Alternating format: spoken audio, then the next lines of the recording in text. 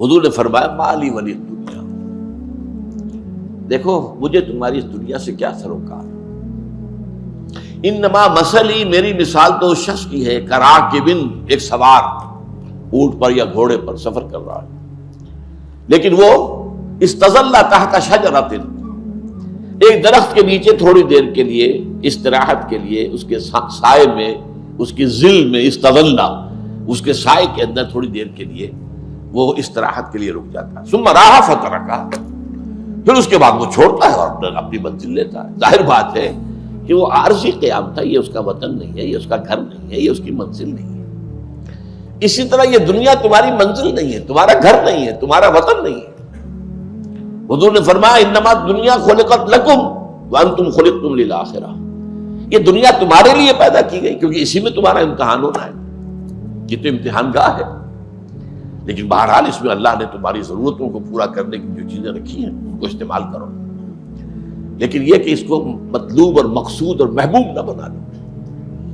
اسی کو بعض علماء جو ہیں بڑی پیاری مثال دیتے ہیں کشتی کے معنی، کشتی پانی میں ہے تب تک تو عافیت ہے، کشتی میں پانی آ گیا اب تباہی ہے۔ دنیا میں رہو کوئی حد نہیں، کن فی الدنیا، رہو دنیا میں، کانک غریب و عابر سبیل، اور دوسری یہ مجھے تمہاری دنیا سے کیا سروکار، انما مثلی کراکب استظل تحت شجرۃ ثم راح فترکا، اس سوار کی سی مثال ہے میری تو جو کوئی کسی درخت کے سائے میں تھوڑی دیر کے لیے رکتا ہے ذرا سا آرام کرنے کے لیے، زیادہ تھکان ہو گئی چیز سے دور کرنے کے لیے، پھر وہ جاتا ہے اور درخت کو چھوڑ کر اپنا راستہ لیتا۔ ایک اور حدیث آتی ہے، اس کا مجھے متن اس وقت پورا یاد نہیں ہے، ایک صحابی فرماتے ہیں کہ میں حاضر ہوا تو میں نے دیکھا کہ حضور پر عجیب کیفیت ہے کہ آپ جیسے کہ اپنے دونوں ہاتھوں سے کسی چیز کو دھکا دے رہے ہیں۔ میں کچھ دیکھتا رہا، اس کے بعد جب یہ کیفیت ختم ہوئی میں نے پوچھا حضور یہ کیا معاملہ ہے؟ فرمایا دنیا ایک نہایت خوبصورت عورت کی شکل میں میرے سامنے لائی گئی، اب میں اسے دھکے دے رہا تھا کہ مجھے تم سے کیا سروکار ہے۔ تو یہ ہے اصل میں زہد فی الدنیا۔ اگر تم چاہتے ہو کہ اللہ کے محبوب بن جاؤ تو دنیا میں زہد اختیار کرو۔ اور اگلا معاملہ اس سے بھی زیادہ پریکٹیکل ہے، بہت پریکٹیکل ہے، بہت پریکٹیکل ہے، اخلاقیات کے اندر یوں سمجھیے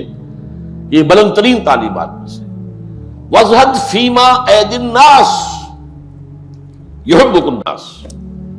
جو چیز لوگوں کے ہاتھوں میں ہے اس میں زہد اختیار کرو۔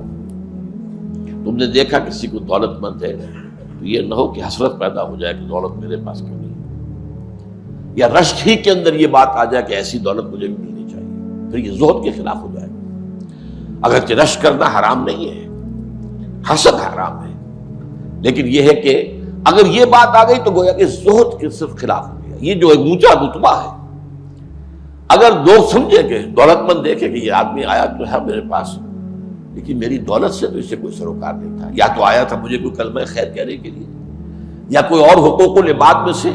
کوئی حق ادا کرنے کے لیے، میں مریض تھا تو میری عیادت کرنے آ گیا تھا، لیکن اس سے میری دولت سے کوئی سروکار نہیں، اس کے اندر میں نے کوئی لالچ محسوس نہیں کیا، اس کی آنکھوں میں مجھے کوئی ہوس نظر نہیں آئی۔ تو اگر ایسا ہوگا تو وہ شخص آپ سے محبت کرنے لگے گا، آپ کا مقام اس کی نگاہ میں بلند ہو جائے گا۔ اور اگر اس نے محسوس کیا کہ یہ میری دولت سے مرعوب ہو گیا ہے،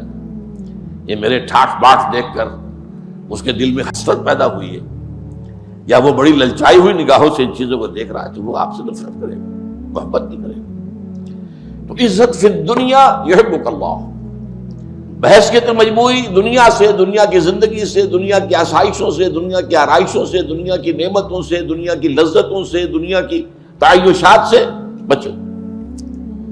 تو اللہ تعالیٰ تم سے محبت کرنے لگے گا۔ اور عزت فیما ایدی الناس، اور زہد اختیار کرو ان چیزوں کے بارے میں جو لوگوں کے ہاتھ میں ہے، دولت ہے، جائیدادیں ہیں، فلاں ہیں، فلاں ہیں، تو کیا ہوگا؟ انسانوں کے دلوں میں تمہاری وقت بڑھ جائے گی۔ تو یہ در حقیقت ہمارے لیے اخلاقی تعلیم کے اعتبار سے، اور جو میں نے عرض کیا تھا کہ کانٹے کی بات تو ایک ہی ہے،